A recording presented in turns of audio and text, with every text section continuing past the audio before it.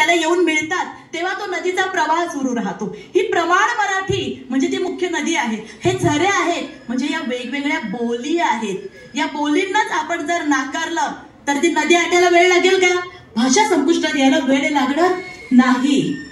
आणि त्यामुळे हा जो अहंकार होता राजसत्तेचा आणि त्यांनी बोलींना नाकारलं, त्यांना कनिष्ठ ठरवलं.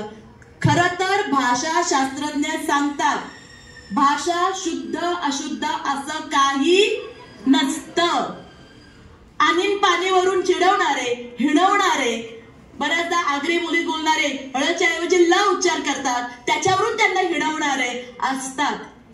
ती तर खरी बोली आहे, ती तर खरी त्यांची भाषा आहे बोलण्याची. आणि जर त्याच्यावरूनच अशा पिढ्या जर आपण बरबाद केल्या तर मराठी टिकेल का? टिकणार नाहीये. त्यामुळे तुम्ही तुमची बोली बोला, लिहिताना फक्त प्रमाण वापरा. शुद्ध अशुद्ध असं काहीच नाहीये.